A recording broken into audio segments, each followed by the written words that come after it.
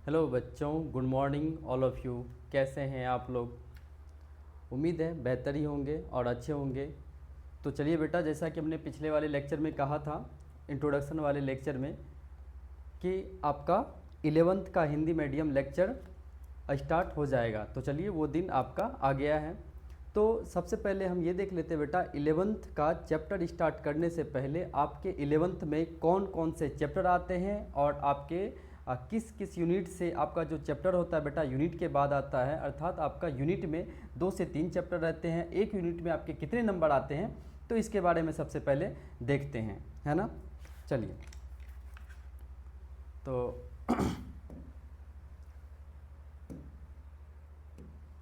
चलिए देखिए बेटा, 11th का जीव विज्ञान, 11th का जीव विज्ञान syllabus for 11th classes, syllabus for 11th classes, syllabus for 11th classes कौन कौन सा चैप्टर आते हैं बेटा? इसमें टोटल आपके 19 चैप्टर आते हैं। कितने चैप्टर आते हैं? 19 चैप्टर आते हैं। तो उस 19 चैप्टर को एक एक करके देखेंगे बेटा, कौन कौन से चैप्टर आते हैं, उनमें कितने यूनिट आते हैं, इसके बारे में देखेंगे। सबसे पहले देखिए बेटा, आपका जो एनसीईआरटी का बुक है बेटा, वह चेंज हुआ है। आपका कोविड-19 से पहले उसका जो चैप्टर था बेटा टोटल 21 था। टोटल कितना था बेटा? 21 चैप्टर था। लेकिन ड्यू टू कोविड-19 इसका चैप्टर डिलीट होकर के, उसमें से कुछ चैप्टर डिलीट होकर के कितने बचे बेटा? 19। कितने बचे? 19 चैप्टर बचे। अब 19 चैप्टर में से हम लोग को एक एक करके उसका अध्ययन करना है। देखिए बेटा, आपका सबसे पहला यूनिट आता है बेटा, सबसे पहला यूनिट आता है आपका जीव जगत एवं विविधता। क्या आता है बेटा आपका? जीव जगत एवं विविधता। तो जीव जगत एवं विविधता वाले यूनिट में आपके टोटल चैप्टर आते हैं बेटा 4। टोटल कितने चैप्टर आते हैं? 4। उनमें आपका जो कुल मार्क्स होता है बेटा, टोटल मार्क्स 12 आते हैं। चाहे आप नीट के अकॉर्डिंग अगर देखें तो उनमें भी बेटा आपके टोटल कितने मार्क्स आते हैं? 12। इतना देखिए। उसके बाद देख लीजिए बेटा, उसमें आपका सबसे पहला चैप्टर होता है बेटा आपका जीव जगत। क्या होता है बेटा आपका? जीव जगत, ये देख लीजिए। फिर उसके बाद आ गया बेटा जीव जगत का वर्गीकरण, दूसरा चैप्टर हो गया बेटा जीव जगत का वर्गीकरण। ओके। पादप एवं वनस्पति जगत, पादप या उसी को बोल सकते हैं बेटा वनस्पति जगत। ठीक है क्या? ओके।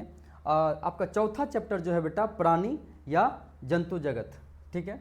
चलिए, तो आपका जीव जगत में विविधता वाले यूनिट में आपके टोटल चैप्टर 4 आ गए। सबसे पहला चैप्टर है जीव जगत, दूसरा चैप्टर है बेटा जीव जगत का वर्गीकरण, तीसरा चैप्टर है बेटा पादप या वनस्पति जगत, और दूसरा है बेटा प्राणी या जंतु जगत। देखिए बेटा, जीव जगत का मतलब होता है बेटा जीवों का संसार। इसमें हम लोग बेटा सभी जीवों के बारे में पढ़ने का कोशिश करेंगे और जितना हो सके समझने का भी कोशिश करेंगे। ठीक है क्या? जीव जगत का वर्गीकरण और जीवों का जो वर्गीकरण किया गया है बेटा इसमें पढ़ेंगे। और पादप जगत, इसमें केवल पादप के बारे में ही, पेड़ पौधों के बारे में ही जानकारी लेंगे। और आपका प्राणी या जंतु जगत जो है बेटा, इसमें एनिमल अर्थात जंतुओं का अध्ययन करेंगे। चलिए, अब देखते हैं दूसरा यूनिट में। आपका ये तो पहला यूनिट था। अब देखिए दूसरा यूनिट में कितने चैप्टर आते हैं।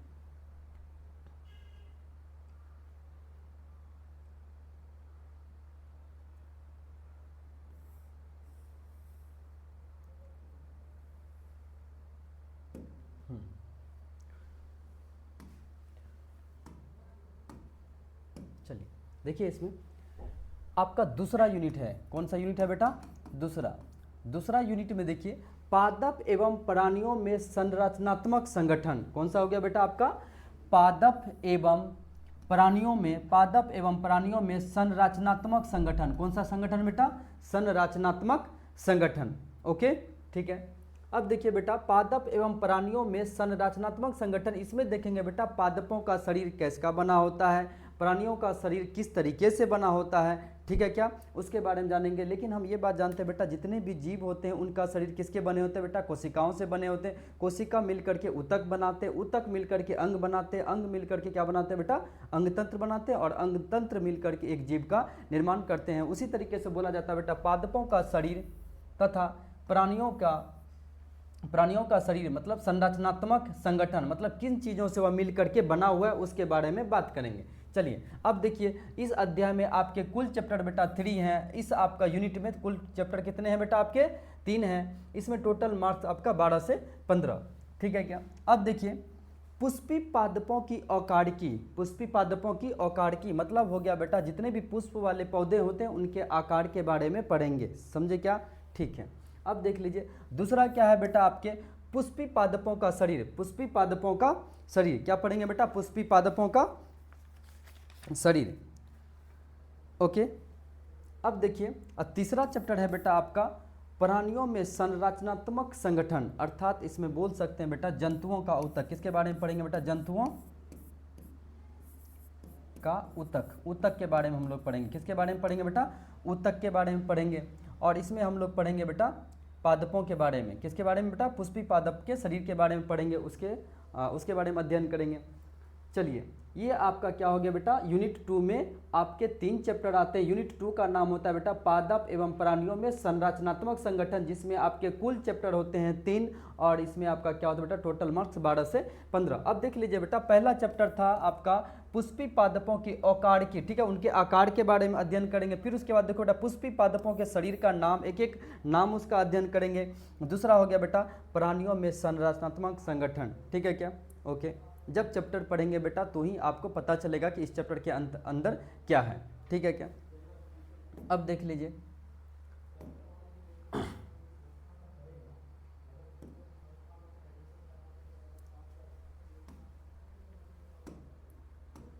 देखिए इसमें देखिए आपका यूनिट आपका कितना हो गया बेटा, आपका 3 यूनिट आपका कितने हो गया बेटा, 3 यूनिट 3 में देख लीजिए आपका यूनिट 3 का नाम क्या है बेटा आपका कोशिका, कोशिका संरचना एवं कार्य। क्या करना बेटा आपका, कोशिका का संरचना पढ़ना है, कोशिका की संरचना और उनके कार्य के बारे में पढ़ना है बेटा। कौन सा यूनिट में, यूनिट 3 में कोशिका का संरचना एवं कार्य के बारे में अध्ययन करेंगे, ठीक है क्या। देखिए सबसे पहले इसमें आपके कुल अध्याय टोटल कितने अध्याय बेटा, 3 अध्याय है और इसमें से मार्क्स जो आएंगे बेटा 15 से 20। अब देख लीजिए यहाँ पे मतलब 15 से 20 नंबर के क्वेश्चन पूछे जाएंगे।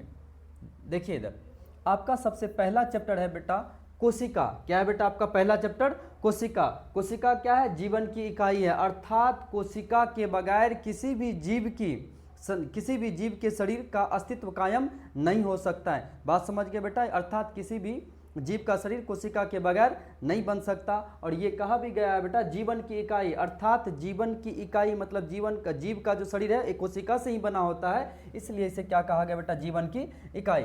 दूसरा है बेटा जैव अणु। क्या है बेटा आपका, जैव अणु, अर्थात किसी भी जीव के शरीर में कितने प्रकार के मॉलिक्यूल, कितने प्रकार के पदार्थ पाए जाते हैं, कितने प्रकार के अणुओं से मिलकर बने होते हैं, इसके बारे में हम लोग पढ़ेंगे। समझ गए क्या, जीव के शरीर के, कौन सा बेटा, जीव के शरीर किससे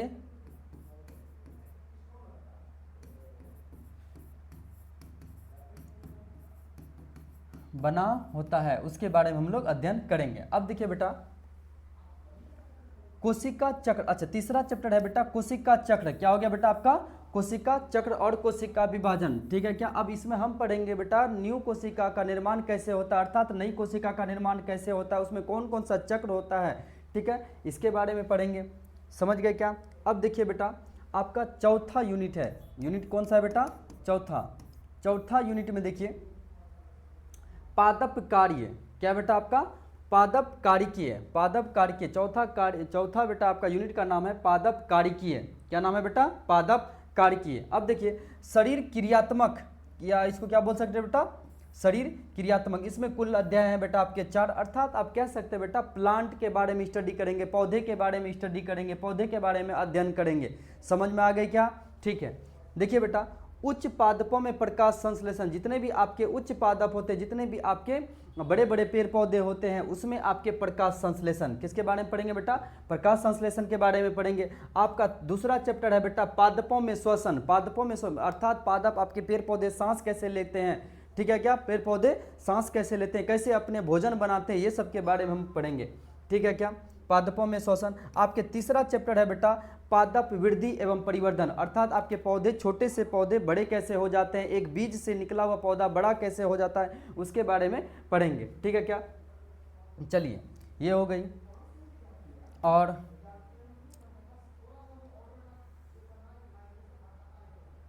लास्ट यूनिट है बेटा आपका, लास्ट यूनिट है आपका, लास्ट यूनिट है आपका बेटा कौन सा, मानव शरीर विज्ञान अर्थात ह्यूमन फिजियोलॉजी के बारे में। अब ये आपका लास्ट यूनिट है बेटा, जिसमें हम लोग मानव शरीर के बारे में अध्ययन करेंगे, मनुष्य के शरीर के बारे में अध्ययन करेंगे, ठीक है कि नहीं।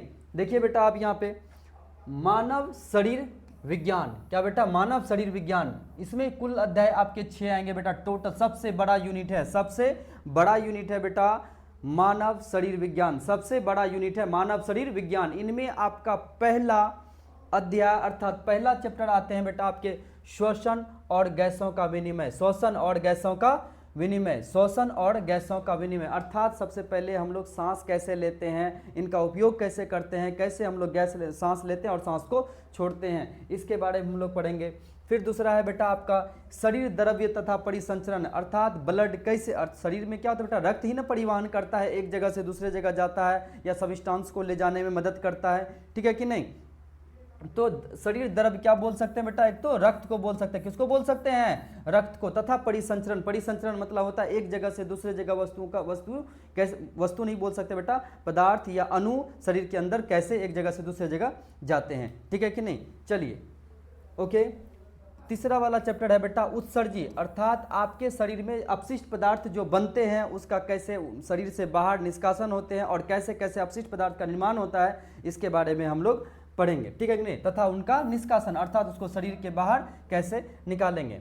अब देख लीजिए बेटा आपका चौथा चैप्टर, चौथा चैप्टर में क्या कहा गया है, गमन एवं संचलन, क्या होता है बेटा आपका गमन एवं संचलन, ठीक है कि नहीं, ये वाला पढ़ेंगे। आपका पांचवा चैप्टर जो है बेटा तंत्रिकी, क्या बेटा आपका तंत्रिकी नियंत्रण एवं समन्वय, मतलब ये इसका कहने का मतलब हो गया आपके शरीर का जो कंट्रोल होता है कौन कौन कर सकता है और किस तरीके से कर सकते हैं, ये बोल रहा है। सबसे पहले तो बेटा तंत्रिकी नियंत्रण हो गया, दूसरा हो गया बेटा समन्वय, क्या हो गया बेटा आपका समन्वय, मतलब आपका शरीर एक साथ कैसे काम कर पाता है इसके बारे में पढ़ेंगे, और तंत्रिकी नियंत्रण।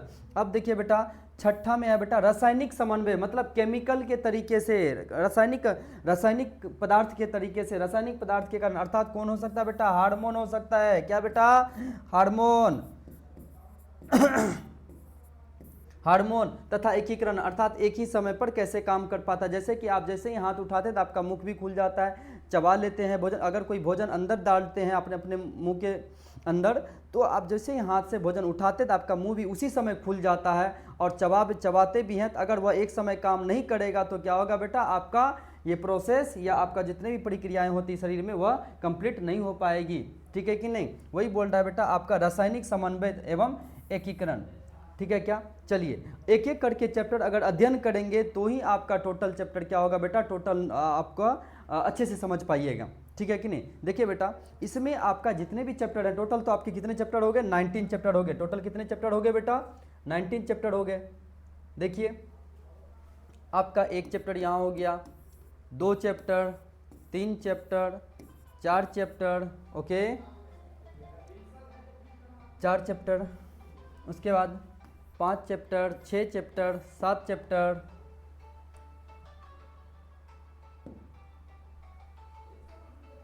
8 chapter, 9 chapter, 10 chapter, 11 chapter, 12 chapter, 13 chapter, ठीक है क्या। अब लास्ट यूनिट जो बचा था बेटा मानव शरीर विज्ञान, उसमें आपके कितने चैप्टर हैं, 6 चैप्टर, कितने चैप्टर हैं, 6 चैप्टर।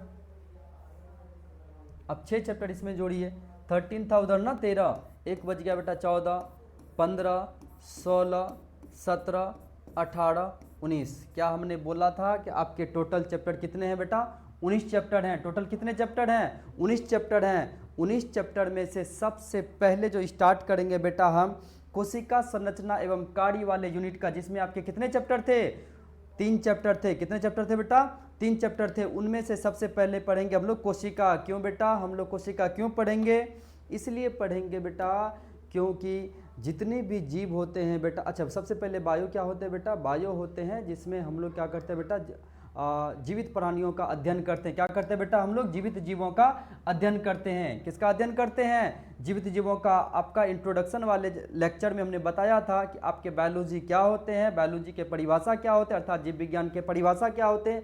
जीव विज्ञान किसे कहते हैं बेटा? जीव विज्ञान विज्ञान की वह शाखा है जिसके अंतर्गत हम लोग जीवित जीवों का अध्ययन करते हैं, है कि नहीं? जो कि विज्ञान को जीव विज्ञान को कितने भागों में बांटा था? 3 भागों में। कौन कौन? जंतु विज्ञान, पादप विज्ञान और सूक्ष्म विज्ञान, ठीक है कि नहीं? इन सभी जीवों का शरीर कोशिकाओं का ही बना होता है, इसलिए सबसे पहले हम लोग कोशिका वाला चैप्टर या अध्याय पढ़ेंगे। क्यों? क्योंकि जितने भी जीव होते हैं उनका शरीर किससे बना होता है? कोशिकाओं से बना होता है। और आपका जीव विज्ञान का भी परिभाषा है बेटा, जितने भी जीवित प्राणियों का अध्ययन करते हैं, इसमें किसमें करते हैं बेटा? जीव विज्ञान में। तो चलिए, ठीक है, अब चलिए हम लोग क्या करते हैं बेटा? कोशिका वाला चैप्टर का स्टार्ट करेंगे, ठीक है कि नहीं? सबसे पहले बेटा बात करते हैं कोशिका होता क्या है, ठीक है क्या? तो उनका 2 परिभाषा दे सकते हैं, 2 तरीके से बोल सकते हैं। कोशिका किसी भी जीव की इकाई माना जाता है, किसी भी जीव का इकाई माना जाता है। इसलिए माना जाता है बेटा क्योंकि कोशिका के बगैर किसी भी जीव का निर्माण करना असंभव होता है, किसी भी जीव का निर्माण करना असंभव होता है। चलिए हम लोग चैप्टर स्टार्ट करते हैं। सबसे पहले देखिए बेटा, आपका ये वाला चैप्टर है, ठीक है क्या? चलिए, इसमें तो आपको दिख नहीं रहा होगा तो इसको वाइट पेज में कर लेते हैं। चलिए ठीक है, अब देखिए, अब दिख रहा होगा आप लोगों को, है ना? चलिए देखिए बेटा, ये आपका 8वां नंबर चैप्टर है, 8वां नंबर चैप्टर है। और कैवां नंबर यूनिट है बेटा? 3 नंबर वाला यूनिट है। कितने नंबर वाला यूनिट है? 3 नंबर यूनिट का। 3 यूनिट कितना है बेटा आपका? 3, समझे कि नहीं? और 3 में से आपका कैवां नंबर वाला चैप्टर है? ये पहला नंबर चैप्टर है, अर्थात चैप्टर का नंबर कौन सा है? 8वां। चैप्टर का नंबर कितना है बेटा? 8वां। कोशिका जीव विज्ञान की इकाई, इसको क्या कहा गया बेटा? जीव विज्ञान की या जीवन की इकाई। क्या कहा गया बेटा? जीवन की इकाई। देखिए इसमें जो बेटा हमें इस अध्याय में पढ़ना है, अर्थात हमको इस अध्याय में क्या क्या पढ़ना है बेटा? पहला है आपका कोशिका क्या है, पहले ये पढ़ेंगे। पहले क्या पढ़ेंगे? कोशिका क्या है। दूसरा क्या पढ़ेंगे बेटा? कोशिका का इतिहास और खोज। क्या पढ़ेंगे बेटा? कोशिका का इतिहास या कोशिका का खोज। हम लोग जानते हैं बेटा कोशिका का खोज सबसे पहले किसने किया था? आपने 7th में भी पढ़े होंगे, 8th में भी पढ़े होंगे और 9th में भी पढ़े होंगे। तो अब आप 11th में भी पढ़ रहे हैं तो थोड़ा बहुत तो आपको जवाब देना बनता है। चलिए, कोशिका का इतिहास या खोज। दूसरा हो गया बेटा आपका कोशिका का समग्र आकलन। कोशिका का क्या करेंगे बेटा? समग्र आकलन। इसका मतलब ये हो गया बेटा कोशिका का बाहरी ओर से देखना, उसका ऊपर से उसका आकलन करना, ठीक है कि नहीं? चलिए ये बात खत्म। आपका क्या हो गया बेटा? कोशिका का समग्र आकलन। इसके बारे में पढ़ेंगे जब टॉपिक क्लियर करेंगे बेटा, थोड़ा थोड़ा आपको वहाँ तो आपको संपूर्ण रूप से समझ में आ जाएगा, थोड़ा थोड़ा आप लोग ओवरव्यू कर लेते हैं कि हमको इस चैप्टर में क्या क्या पढ़ना है। दूसरा हो गया बेटा आपका प्रोकैरियोटिक कोशिका। किसके बारे में पढ़ेंगे? प्रोकैरियोटिक कोशिका के बारे में पढ़ेंगे, ठीक है कि नहीं? प्रोकैरियोटिक कोशिका क्या होता है इसके बारे में हम लोग विस्तार पूर्वक पढ़ेंगे जब आपका ये टॉपिक आएगा इस चैप्टर में, ठीक है कि नहीं? अब देखिए बेटा 5वां नंबर टॉपिक जो है बेटा, इसमें पढ़ेंगे यूकैरियोटिक कोशिका। क्या पढ़ेंगे बेटा? यूकैरियोटिक कोशिका, ठीक है कि नहीं? अब देखिए प्रोकैरियोटिक कोशिका, यूकैरियोटिक कोशिका क्या होता है बेटा, इसके बारे में भी जब आपका चैप्टर या टॉपिक चैप्टर तो स्टार्ट हो ही गया, टॉपिक जब स्टार्ट होगा उस समय आपको बेहतर तरीके से बताएंगे, ठीक है कि नहीं? चलिए, अच्छा, यूकैरियोटिक कोशिका के अंदर क्या पढ़ेंगे बेटा? कोशिका अंगक। क्या पढ़ेंगे? कोशिका अंगक, जैसे माइटोकॉन्ड्रिया, लाइसोसोम, गोल्गी काय, अंतःपरद जालिका, ये सारा चीज आप लोगों ने पढ़ा होगा, ठीक है कि नहीं? चलिए, बस आप लोगों का रिवीजन होगा और कोई जो भी चीज़ एक्स्ट्रा होगा बेटा उसको बताने का, है ना, पूरा कोशिश करेंगे। चलिए देखिए बेटा, आपका एक टॉपिक स्टार्ट करते हैं। इसमें कोशिका क्या है, ये वाला टॉपिक हम स्टार्ट करेंगे, ठीक है कि नहीं? कोशिका क्या है, देखिए तो हमने पूछा था आपसे कोशिका क्या है। कोशिका क्या है बेटा? जीवन की इकाई है। कोशिका क्या है? जीवन की इकाई है। चलिए व्हाइट पेज में कन्वर्ट कर लेते हैं क्योंकि आप लोगों को अच्छे तरीके से दिखाई नहीं दे रही होगी। चलिए देखिए बेटा, आप कोशिका जीवन की क्या है, इकाई है। अर्थात आपके को बहुत सारे कोशिका जुड़ जुड़ करके, एक से एक जोड़ करके क्या होते हैं बेटा, आपके शरीर का निर्माण होता है। जिस तरह आप एक एक रुपया जोड़ करके 10 टका बनता है, उसी तरीके से बेटा आपका एक एक कोशिका जुड़ करके ऊतक का निर्माण होते हैं। बहुत सारा ऊतक मिल करके अंग का निर्माण करते हैं, और बहुत सारे अंग मिल करके अंग तंत्र बनाते हैं, और सभी अंग तंत्र मिल करके एक जीव का निर्माण करते हैं। ठीक है कि नहीं? चलिए देखिए बेटा, तो आपने क्या सीखा, कोशिका क्या है, कोशिका जीवन की इकाई है। कोशिका क्या है बेटा, आपका जीवन की इकाई है। अब दूसरा देखिए बेटा, आपका कोशिका प्रत्येक जीव की, कोशिका क्या है बेटा, प्रत्येक जीव की आधारभूत, क्या है बेटा आपका, आधारभूत संरचनात्मक एवं क्रियात्मक इकाई कहा जाता है। मतलब ये कह रहा बेटा, कोशिका जो है प्रत्येक जीव की आधारभूत संरचनात्मक एवं क्रियात्मक इकाई माना जाता है। संरचनात्मक का मतलब होता है बेटा बनावट। क्या होता है बेटा आपका, बनावट।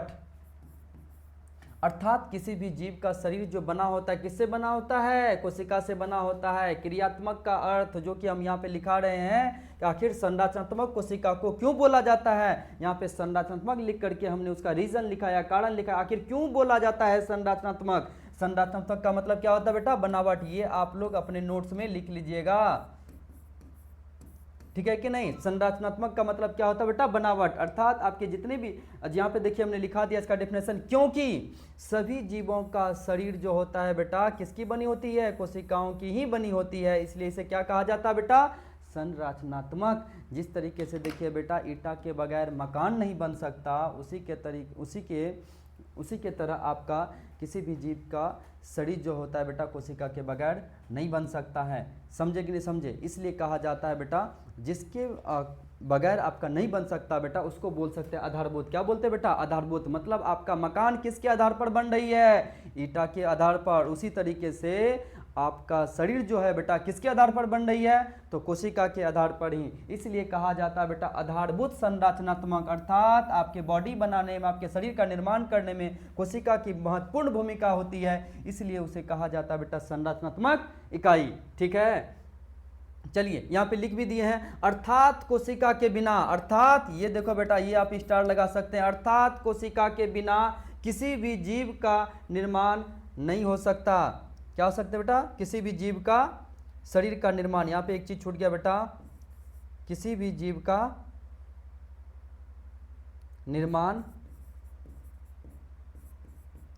नहीं हो सकता, या जीव का निर्माण नहीं बन सकता, जीव का निर्माण नहीं बन सकता, या जीव का निर्माण नहीं हो सकता। ठीक है कि नहीं? चलिए अब देखिए बेटा, अब क्रियात्मक क्यों कहते हैं, क्रियात्मक क्यों कहते हैं बेटा, अब इसके बारे में सुनते हैं। अच्छा, क्रियात्मक का मतलब होता है बेटा, सबसे आपका जो जितने भी आपके बॉडी में कार्य होते हैं, जितने भी आपके रिएक्शन वगैरह होते हैं, है ना, तो ये सारे के सारे बेटा कहाँ होते हैं, कोशिकाओं के अंदर ही होते हैं। समझे कि नहीं समझे? आपके जैसे कि आप देख लीजिए, हार्मोन बनता है, एंजाइम बनता है, और आपके आंखों से जो आंसू निकलते, चाहे जितने भी आपके मटेरियल्स बनते हैं बेटा, वो सारे के सारे कोशिकाओं में ही बनते हैं। समझे कि नहीं समझे? इसलिए बोला जाता है बेटा, क्योंकि क्रियात्मक इकाई बोला जाता है। क्यों? क्योंकि किसी भी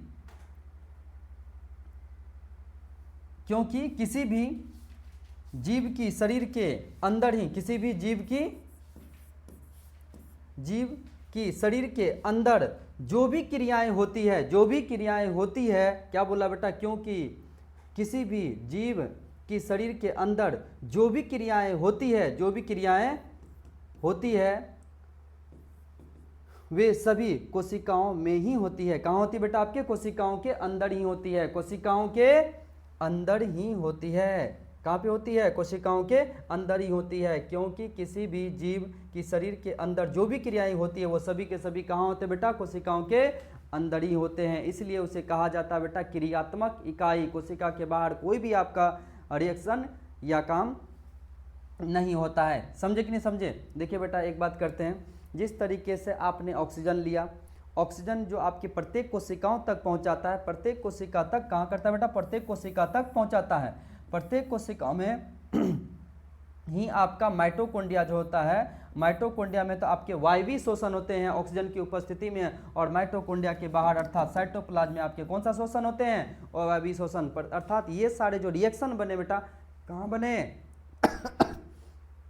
कोशिकाओं के अंदर, इसलिए इसे कहा जाता है बेटा क्रियात्मक इकाई। क्या बात समझ में आ गई? ठीक है, चलिए देखिए बेटा आपने अवायवीय शोषण वायवीय शोषण आपने 10th क्लास में पढ़े थे, है ना, जब आपका जय प्रक्रम आपने बेटा 10th क्लास पढ़ के आए हैं तो कुछ ना कुछ तो आप लोगों के पास नॉलेज होगा। अगर नहीं होगा तो वायवीय शोषण अवायवीय शोषण को बहुत अच्छे से पढ़ेंगे बेटा जब आपका मानव शरीर विज्ञान, हमने क्या बोला उसमें टोटल कितने चैप्टर होते हैं, 6 चैप्टर होते हैं। चलिए हो गया क्या, यहाँ तक क्लियर हो गया होगा आप लोगों का। अब देखिए ये तो बेटा बहुत अच्छे से आप लोग जानते होंगे, है ना। देखिए इसमें जीव क्या होता है बेटा, जीव को कितने भागों में बांटेंगे, तो किसके आधार पर, यहाँ पे कंडीशन दिया गया है बेटा कोशिका की संख्या के आधार पर, कोशिका की संख्या के आधार पर जीव आपके 2 प्रकार के होते हैं। कितने प्रकार के होते हैं? 2 प्रकार के होते हैं। कौन कौन? एक कोशिकीय जीव और बहुकोशिकीय जीव। ध्यान रहे किसके आधार पर, कोशिका की संख्या के आधार पर, कोशिका की संख्या के आधार पर। कितने प्रकार के होते हैं बेटा? 2 प्रकार के। कौन कौन?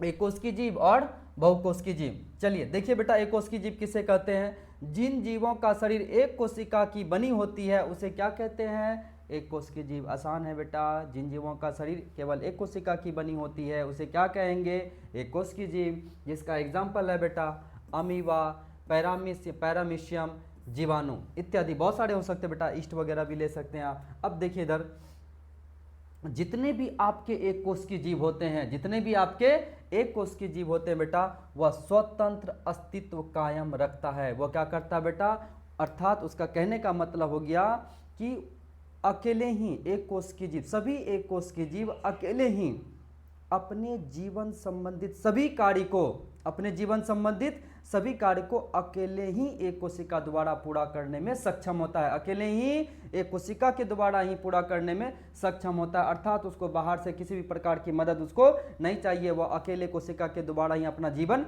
जी सकता है। इसलिए बोला गया बेटा, हमने लिख भी दिए हैं, ये सारे बेटा नोट्स में उतार लीजिएगा, बहुत ही अच्छे रहेंगे, लेकिन समझ के उतारिएगा। देखिए यहाँ पे सभी एक कोशिकीय जीव, सभी एक कोशिकीय जीव अकेले ही, सभी एक कोशिकीय जीव अकेले ही सभी जीवन संबंधित, क्या हो गया बेटा, सभी जीवन संबंधित कार्य करने में सक्षम होती है। क्या होता है बेटा, कार्य करने में सक्षम होती है। वह अकेले ही कोशिका द्वारा जितने भी उसके जीवन में कार्य होते हैं सभी क्या करते हैं बेटा, अकेले ही वह सक्षम होते हैं कार्य करने में, जितना भी उसको जरूरत वाला काम होता है। अब देखिए बेटा इतना समझिए, देख लीजिए ध्यान से, बहुकोशिकीय जीवों के बारे में अब अध्ययन कर लेते हैं। बहुकोशिकीय जीव किसे कहते हैं बेटा, जिन जीवों का शरीर एक से अधिक कोशिकाओं की बनी होती है उसे बहुकोशिकीय जीव कहते हैं। इसमें कोई कहने की बात नहीं है बेटा, एक कोशिकीय जीवों में जिनका शरीर एक कोशिका का बना होता है उसे एक कोशिकीय जीव कह दिए। जिनका शरीर एक से अधिक कोशिकाओं की बनी होती है उसे क्या कहेंगे बेटा, बहुकोशिकीय जीव कहेंगे। जैसे सभी उच्च पादप, सभी जितने भी आपके बड़े बड़े पेड़ पौधे होते हैं या जंतु होते हैं, जंतु में जैसे हम लोग हो गए गाय भैंस बकरी बिलाय, ये सारे चीज़ आगे बेटा आपके उच्च जंतु में, समझे कि नहीं समझे, बड़े बड़े जीव जंतु का शरीर किससे बने होते हैं बेटा, एक से अधिक कोशिकाओं के बने होते हैं। समझे कि नहीं समझे, वो सारे के सारे किस में आ गए, बहुकोशिकीय जीव में। ठीक है, अब समझिए बेटा ये क्या कह रहा है, अर्थात कोशिका के बिना, यहाँ पे देखिए बोल भी रहा है, अर्थात कोशिका के बिना किसी भी जीव का स्वतंत्र अस्तित्व कायम नहीं हो सकता है। मतलब ये कह रहा है बेटा, अगर कोशिका से कोई भी छोटा चीज है या कोई भी छोटा वस्तु या कण है तो वह आपका जीव तो कहलाने योग्य होगा ही नहीं, क्योंकि बेटा एक कोशिका से छोटा कोई भी जीव नहीं होता है, एक कोशिका से छोटा कोई भी जीव नहीं होता है। क्या आप समझ गए? नहीं, ठीक है, वही बोल रहा है बेटा, अर्थात कोशिका के बिना किसी भी जीव, अर्थात कोशिका के बगैर किसी भी जीव का स्वतंत्र अस्तित्व, कैसा बेटा, स्वतंत्र अस्तित्व कायम नहीं हो सकता है। किसके बगैर, कोशिका के बगैर किसी भी जीव का स्वतंत्र अस्तित्व कायम नहीं हो सकता है। अर्थात जिनका शरीर कोशिकाओं का बना नहीं होता है तो वो क्या कह सकते हैं बेटा, उसका स्वतंत्र अस्तित्व कायम नहीं रह सकता, वो अपने आप सारा जीवन संबंधित कार्य नहीं कर सकता, या तो वह कैसा होगा बेटा, निर्जीव होगा। कैसा होगा, निर्जीव होगा। चलिए ठीक है, अगर वह सजीव होगा तो इसका मतलब उनका शरीर किसका बना होगा, कोशिकाओं का ही बना होगा बेटा। बार बार हमने बोला जितने भी जीव होते हैं बेटा सभी का शरीर किससे बने होते हैं, कोशिकाओं से बने होते हैं। अगर जिनका शरीर कोशिकाओं का नहीं बना होता है अर्थात वह कैसा होंगे बेटा, निर्जीव ही होंगे। चलिए आपका जो वहाँ पे बोला गया था बेटा क्या, कि ये जो बोला गया था जितने भी जीव होते हैं उनका शरीर कोशिकाओं का ही बना होता है ना। या आपने एक और बात कही थी कि कोशिका क्या होता है, कोशिका किसी भी जीव के शरीर का संरचनात्मक एवं क्रियात्मक इकाई होता है। तो क्यों, अब आपको पता चल गया, क्योंकि कोशिका के बगैर किसी भी जीव का अस्तित्व कायम नहीं हो सकता है, इसलिए कहा जाता है बेटा, अतः इसलिए कोशिका ही, अतः इसलिए कोशिका ही मतलब कारण मिल गया, अतः इसलिए कोशिका ही किसी भी जीव की मूलभूत संरचनात्मक, कैसा बेटा, मूलभूत संरचनात्मक एवं क्रियात्मक इकाई माना जाता है। समझे कि नहीं समझे, क्या हो गया बेटा यहाँ पे देख लीजिए, अतः इसलिए कोशिका ही, अतः इसलिए कह सकते हैं, अतः इसलिए कह सकते